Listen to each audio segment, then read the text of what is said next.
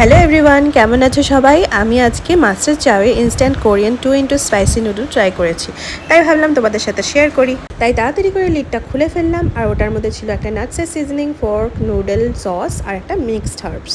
তোমাদের কার কতটা spice level আছে আমি ঠিক জানি না, বাট আমার জন্য এটা একদম পারফেক্ট। তোমাদের আমি আগেই বলে দিই, আমি কিন্তু মাস্টার চাওয়ের এই ইনস্ট্যান্ট কোরিয়ান নুডলটা আমি আগেও ট্রাই করেছি, তাই আমি জানি যে এটার স্পাইস লেভেল কতটা। বুলডাকের মতন স্পাইস লেভেল কিন্তু এটার একদমই না। তো আমি প্রথমে নুডলটা দিয়ে তারপরে সিজনিং হার্বস যেটা ছিল সেটা আমি দিয়ে দিলাম, আর আমি কেটলিতে জল গরম করে রেখেছিলাম, তো জল গরমটা আমি দিয়ে এখন 3 মিনিটের জন্য আমি রেখে দিয়েছিলাম। তো 3 মিনিট পরে আমি লিডটা খুলে নুডলটা ভালো মতন সিদ্ধ হয়ে গিয়েছিল।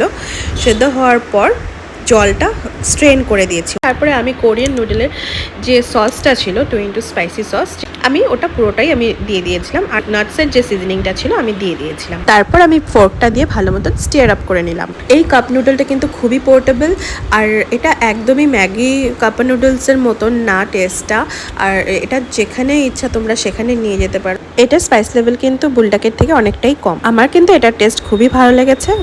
আজ যাচ্ছি, তাহলে দেখা হবে নেক্সট ভিডিওতে। Bye bye.